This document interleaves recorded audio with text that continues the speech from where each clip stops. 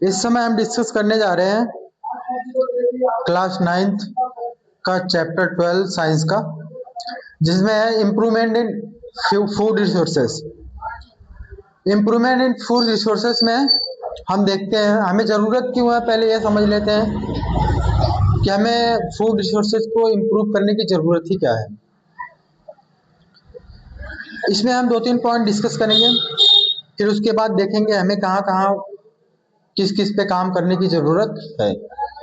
पहला तो हमें फूड रिसोर्सेज पे इम्प्रूवमेंट करने की ज़रूरत इसलिए है क्योंकि हमारी पॉपुलेशन जिस हिसाब से ग्रो कर रही है उस हिसाब से हमें हमारे पास लैंड वाले संसाधन लिमिटेड है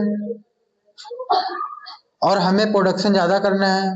उसके लिए भी हमें पहला कदम ऐसा उठाना पड़ेगा कि हम फूड रिसोर्सेज में सुधार करें।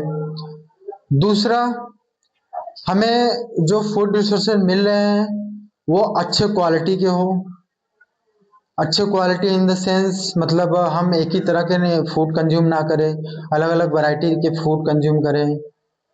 साथ ही साथ हम इनकम पे भी उससे अच्छी खासी अपनी इनकम भी जनरेट कर सकें, क्योंकि मोस्ट ऑफ पॉपुलेशन, हमारी ज़्यादातर पॉपुलेशन अभी भी एग्रीकल्चर पे ही आधारित है, तो हमें इनकम पे भी ध्यान देना पड़ेगा। उसके लिए भी हमें फूड रिसोर्सेज को इम्प्रूव करना नेसेसरी है। ठीक है, फिर उसके बाद हम देखते हैं पहला पॉइंट इसमें दिया है इम्प्रूवमेंट इन क्रॉप यील्डिंग या improvement crop yield. Crop yield का मतलब होता है जो फसल से हमें प्राप्त होता है, वही उसका मतलब क्रॉप यील्डिंग होता है। इसमें इम्प्रूवमेंट में हम क्या कर सकते हैं, जैसे पहले हमारे मतलब दादा कह सकते हैं, या पुराने समय में हमारे यहाँ खेती ऐसी होती थी, जैसे खासकर हम इसका पैडी का ले लें, तो इसमें ये होता था कि जो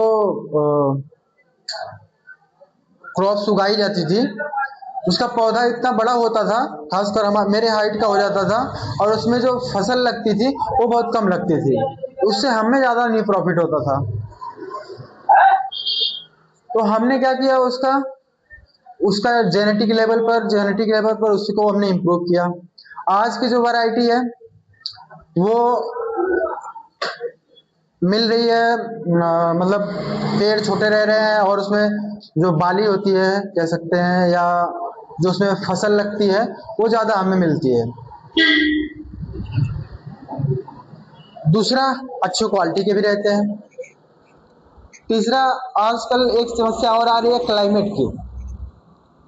क्लाइमेट की दिक्कत आ रही है, जिसमें कहीं कहीं जहाँ पहले कभी बरसात हुआ करती थी वहाँ सूखा पड़ जा रहा है, कहीं सूखा था वहाँ धीरे धीरे बरसात हो रही है।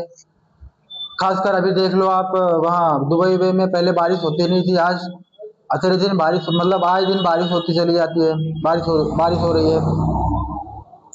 धीरे धीरे हम कह सकते हैं हमारा क्लाइमेट भी चेंज हो रहा है, ग्लोबल वार्मिंग भी हो रही है। तो इसकी वजह से हमें कुछ फसलें मतलब ऐसी उगानी चाहिए जो इस क्लाइमेट को टॉलरेट कर सके। ठीक है, जैसे मान लो अभी बहुत हॉट रीजन से, मतलब बहुत अगर हॉट रीजन में हमें कोई फसल उगानी है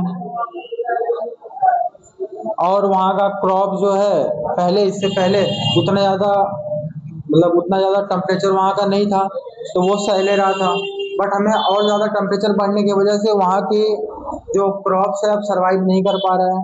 हमें क्या करना पड़ेगा, वहाँ के जो क्रॉप्स है उनमें थोड़ी जेनेटिक लेवल पे चेंजिंग करनी पड़ेगी, जिससे वो वहाँ सर्वाइव कर पाएंगे।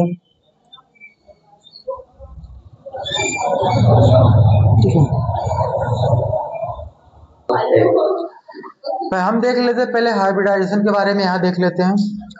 तो हाइब्रिडाइजेशन में ये होता है, जिससे मान लो एक क्रॉप हमने लिया, वो क्रॉप उस रीजन में अगर सर्वाइव नहीं कर पा रही है तो हम क्या करेंगे, दूसरे क्रॉप को लाएंगे, फिर उसको जेनेटिक लेवल पे उसमें थोड़ी इंजीनियरिंग की जाती है, जिसमें उसकी जो दूसरी वाली क्रॉप्स रहती है उसकी कुछ क्वालिटी पहली वाले में मिलाई जाती है, एक नई वैरायटी बनती है। इसी प्रोसेस को हम हाइब्रिडाइजेशन बोलते हैं।